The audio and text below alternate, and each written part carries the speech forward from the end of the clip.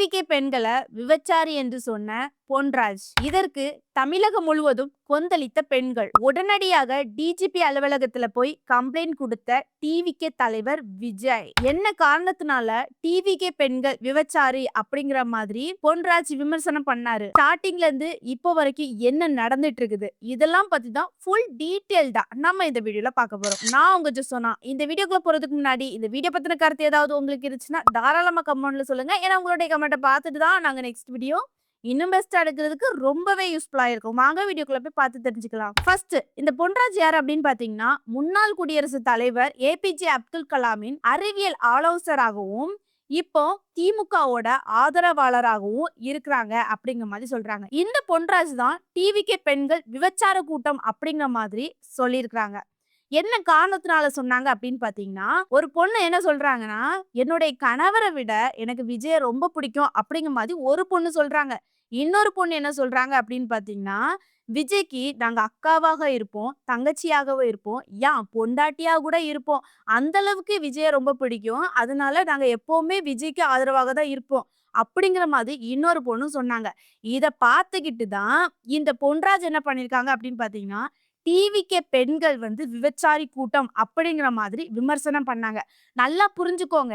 அந்த பொண்ணு என்ன சொல்லிருக்கு அப்படின்னு பாத்தீங்கன்னா அதாவது நாங்க இருக்கோம் விஜய்க்கு அப்படிங்கிற மாதிரி நாங்க எப்பவுமே சப்போர்ட் பண்ணுவோம் அப்படிங்கிற ஒரு எக்ஸாம்பிளுக்கு தான் அந்த பொண்ணு சொல்லியிருக்குது. அதுலயும் குறிப்பா விஜய் மேல இருக்கிற பாசத்தை எப்படி காட்டணும்னு தெரியாம இந்த மாதிரி சொல்லி நாங்க இருக்கிறோம் நீங்க எதுக்குமே பயப்படாதீங்க அப்படிங்கிற மாதிரி சொல்லி இந்த பெண்கள் காட்டியிருக்காங்க அந்த பாசத்தை. அந்த பாசத்தை கொச்சப்படுத்தும் விதமாக டிவிகே பெண்கள் விபச்சாரி கூட்டம் அப்படிங்கிற மாதிரி இந்த பொன்ராஜ் சொல்லியிருக்கிறாரு. இதை பார்த்த டிவிகே சார்ந்த பெண்கள் சும்மா இருப்பாங்களா? அவங்க என்ன பண்ணாங்க அப்படின்னு பாத்தீங்கன்னா இந்த பொன்ராஜ் இந்த சொன்னதை உடனே டிவிகே சார்ந்த பெண்களும் மத்தபடி சாதாரணமான பெண்கள் இருக்காங்க தமிழ்நாட்டுல இருக்கிற எல்லா பெண்களும் இதை பார்த்து கடுப்பாயி பொன்ராஜ் மீது பல விமர்சனம் வைக்க ஆரம்பிச்சாங்க. அதுவும் சொல்ல முடியாத அளவுக்கு விமர்சனங்கள் அந்த அளவுக்கு பேசினாங்க பெண்கள். சரியா?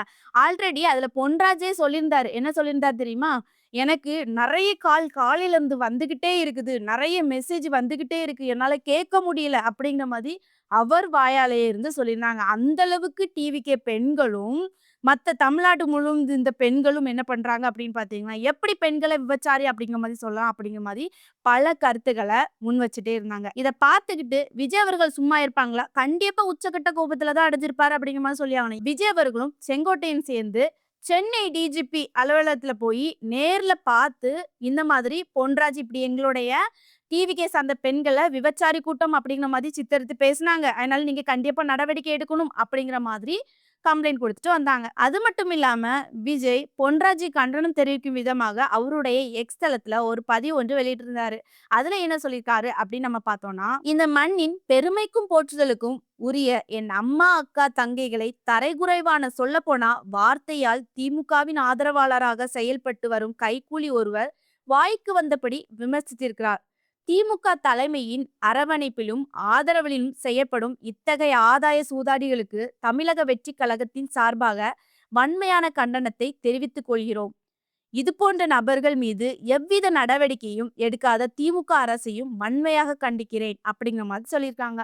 அடுத்ததாட்டு தாவேக்காவை சீண்டுவதாக நினைத்து ஒட்டுமொத்த பெண்களையும் அவமதிக்கும் இச்செயலால் வருகின்ற தேர்தலின் தாய் குலத்தின் ஏகபித்த முடிவால் தீய சக்தி திமுக மண்ணை கவ்வப்போவது உறுதி உறுதி உறுதி அப்படிங்கிற மாதிரி விஜய் அவர்கள் அவருடைய எக்ஸ் தளத்துல இந்த கண்டன பதிவையும் பதிவிட்டிருக்கிறாரு. சரி, இவ்வளவு தூரம் நடந்திருக்கே, இந்த பொன்ராஜ் மன்னிப்பு கேட்டாரா கேட்கலையா அப்படிங்கிற மாதிரி பார்க்கும்போது அவரு மன்னிப்பு கேட்கறது மாதிரி அவருடைய எக்ஸ் பதிவுல ஒரு பதிவு ஒன்று வெளியிட்டிருக்காரு. அந்த பதிவுல அவர் என்ன குறிப்பிட்டிருக்காரு அப்படிங்கிற மாதிரி நம்ம பார்த்தோம்னா நடிகர் விஜய் அவர்களே, ஆதாய சூதாடி நீங்களா நானா?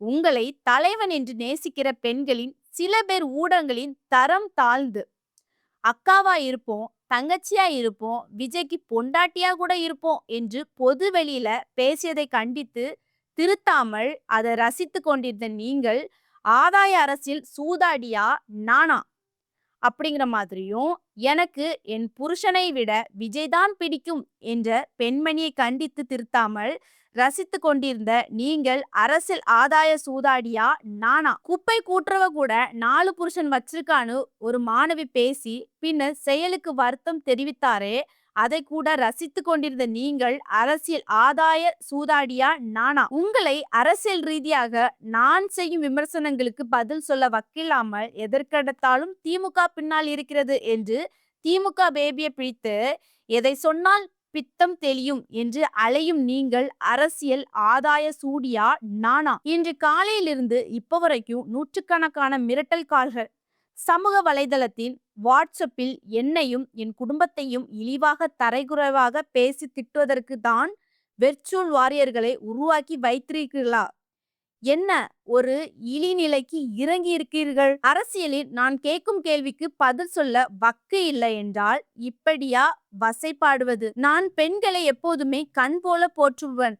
உங்களைப் போல் வீட்டில் சினிமாவிலும் உங்கள் கட்சியின் பெண்களை அவமரியாதையாக நடத்திவிட்டு அரசியலின் பெண்களை போற்றுபவன் போல் நடிப்பவன் அல்ல. எந்த பெண்ணையும் அது உங்கள் ரசியாக இருந்தாலும் இழிவுபடுத்தும் நோக்கம் எனக்கு இல்ல. ஆனா பொது வெளியில் கலாச்சார சீர்கேட்டை உருவாக்கும் சில நாதாரிகள் பெண்களாக உங்கள் ரசிகைகளாக இருந்தாலும் எனவே எனக்கு பாடம் எடுக்கும் முன்பு நீங்கள் பெண்ணை மதித்து போற்ற கற்றுக்கொள்ளுங்கள்.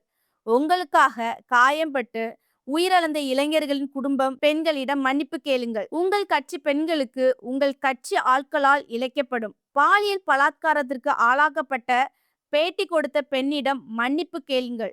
உங்களை பார்க்க வந்து காரை மறித்து நியாயம் கேட்ட உங்கள் கட்சிக்கார பெண்ணை உங்கள் காரில் இடித்து தள்ளிவிட்டு சென்றதற்கு மன்னிப்பு கேளுங்கள்.